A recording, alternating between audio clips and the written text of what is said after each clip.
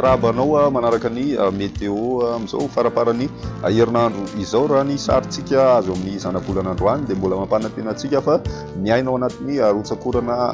atrany zany oram-baratra oram-pahavaratra moa zany ny faritra maro ato anatin'ny 3 andro avy izay mbola mampanantena antsika ihany koa fa isy ny arotsakorana zany andrasana aty amin'ny faritry ny Androisy Anosy aty manomboka ny alahady toy izay ny alatsinainy.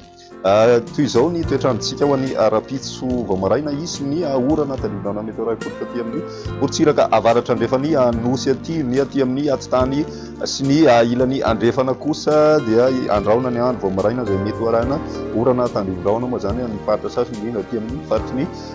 menabe aty ny ambiny maina ny andro amin'ny ankapobeny ary baliaka mihitsy masoandro any any atsimo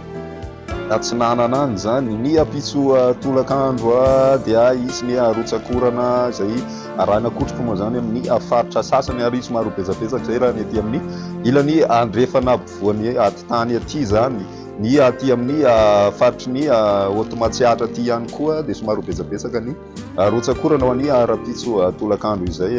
ny morotsiraka atsimo ihany moa zany izao no maina araky ny tatsika izao ny maripanatsika ao anatin'izay tsy dia misy fivana filo raha ny aty avoatany ny ambany indrindra ny ambony indrindra ihany koa dia manodididina ny 7 sy 4 zany raha ny aty apovoany ny mafana indrindra ao anatin'izay ny aty Analalava sy aty Faradofay aty. Ny toetrandrontsika ho an'ny andro ny alahady dia manomboka misy ny arotsakorana aty amin'ny faritry ny Androisy aty amin'ny faritry ny Anosy aty izay somary betsabetsaka moa zay aty amin'ny atitany Iorombe sy any atsimo atsinanana any ny maimaina zany zao ny aty amin'ny faritry ny atsimo andrefana aty. Ny maripanatsika ao anatin'izay misy fiakarana tsikelikely zany maripana raha ny aty amin'ny ampovoatany torak'izay ihany koa ny aty amin'ny ilan'ny morotsiraka andrefana aty zany ho an'ny manomboka ny alahady. Ny andro ny alatsinainy no amaranantsika azy misy hatrany ny arotsakorana izay mety hanomboka maraina zay ho an'ny aty amin'ny faritry ny Androisy Anosy aty zany noho ny fisina front-na rindraona avy any andrefana any moa zany miteraka an'izay ary mbola amin'ny faritry iny ihany koa aty amin'ny atsimo atsinanana sy Iorombe ihany no betsabetsaka ny